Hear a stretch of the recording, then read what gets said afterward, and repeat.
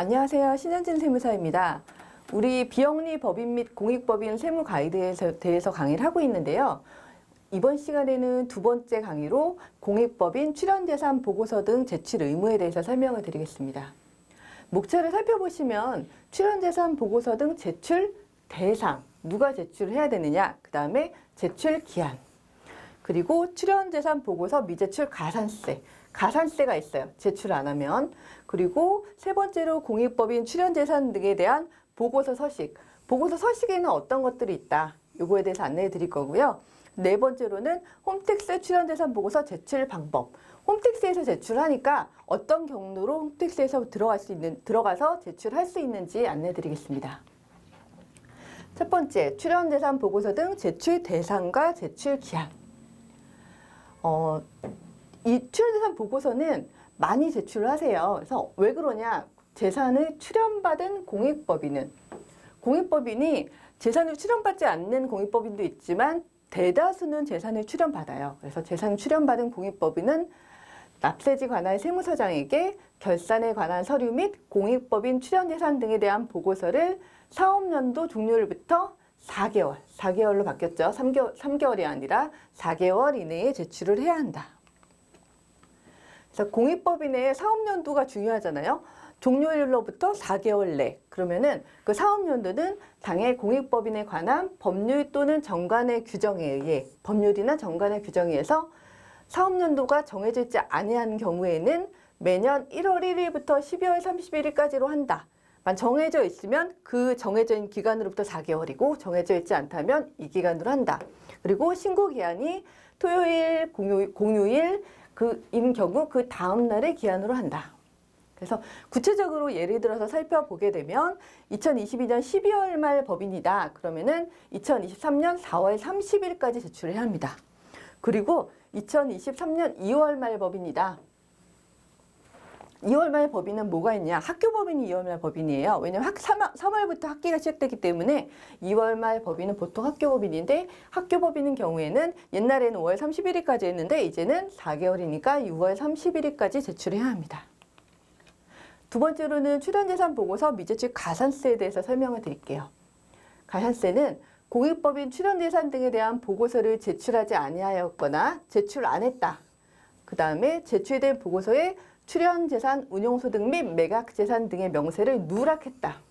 아니면은 잘못 기재했다 하여 사실을 확인할 수 없는 경우에는 미제출분 또는 불분명한 부분의 금액에 상당하는 상속세액 또는 증여세액의 1%의 가산세를 과세합니다.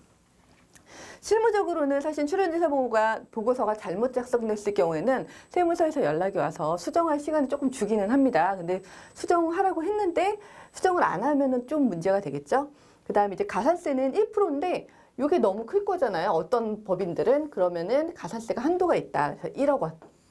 1억 원이고 중소기업 기본법 2조 1항에 따른 중소기업의 경우에는 5천만 원을 한도로 합니다.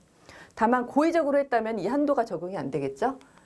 그 다음에 세 번째로는 공익법인 출연재산 등에 대한 보고서 서식에 대해서 안내해 드리겠습니다. 보고서 서식에는 어떤 것들이 있나?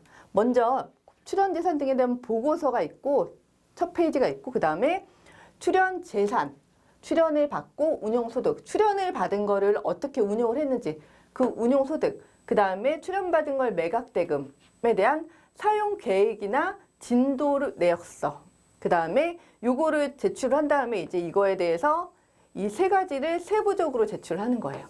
그래서 받은 재산의 사용 명세서, 그 다음에 출연재산 매각대금 사용 명세서, 그 다음에 운용소득 사용 명세서 이렇게 해가지고 이거에 대한 상세한 내용을 보고를 하는 거고 그 다음에 우리 공익법인 비영리법인은 주식과 이사 뭐 이런 것들이 되게 중요해요. 그래서 주식, 출자지분 보유 명세서, 이사 등 선임 명세서, 그 다음에 특정 기업 광고 등 명세서 이런 것까지 출연재산 보고서에 있습니다.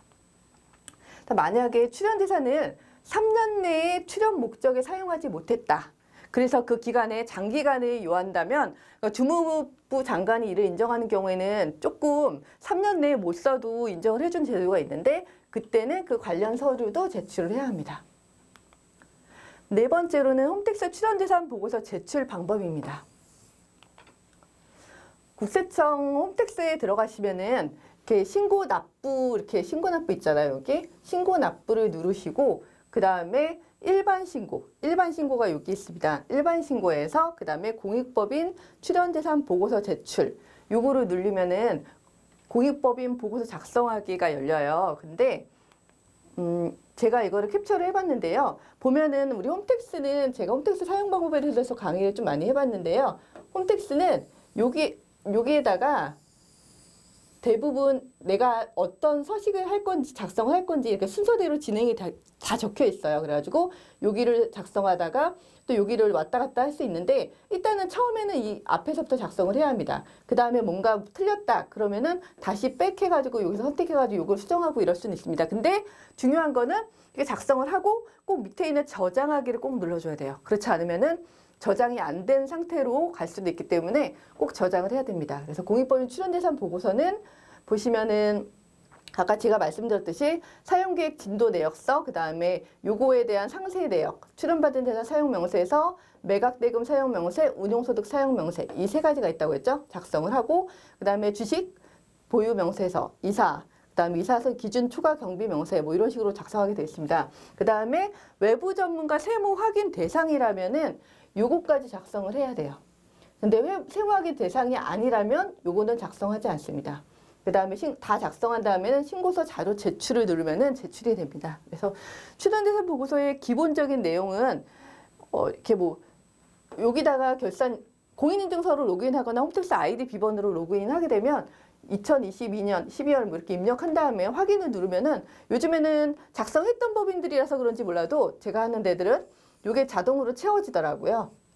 자동으로 기본적인 내용은 채워지고 그 다음에 세무 확인 대상이라면은 여기다 열을 체크하시면은 얘가 이 화면이 열립니다.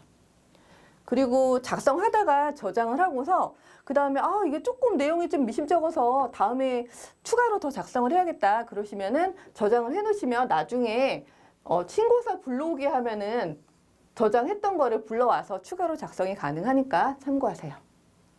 그래서 홈택스 출연재산 보고서를 작성할 때는 공익법인이 지켜야 할 일을 잘 지키고 있는 게 중요합니다. 그래서 어떤 거, 출연재산을 직접 공익목적에 사용했는지, 매각대금을 직접 공익목적에 사용했는지, 그 다음 출연재산 일정 비율 사용했는지, 그 다음에 출연재산 운용소득 직접 공익목적에 사용했는지, 그 외에 이런 주식이나 이사, 광고, 뭐 자기 내부 거래, 특정 거래, 특정 계층에 그 다음 혜택 제공한 거 이런 것들 있죠. 이런 것들을 잘 지키고 있는지 규정대로 잘 지키고 있는지 검토하면서 작성을 하셔야 돼요. 왜냐하면은 국세청 그 전산검증에서 제가 보기에는 이게 뭐 정확하게 작성돼 있는지 사실은 국세청 전산에서 정확하게 확인을 할 수는 없지만 어떤 본인들이 정해놓은 이제 규칙들 있잖아요. 출연재산 3년 내에 써야 된다. 요런 거에 맞춰서 작성이 되지 않으면은 그러면 이제 국세청 전산에다가 수정하거나 아니면은 뭔가 검토해야 될 대상하고 뜨는 것 같아요. 그래서 그 규정들을 잘 지키면서 정확하게 작성하는 게 중요합니다. 지금까지 신현진 세무사였습니다. 감사합니다.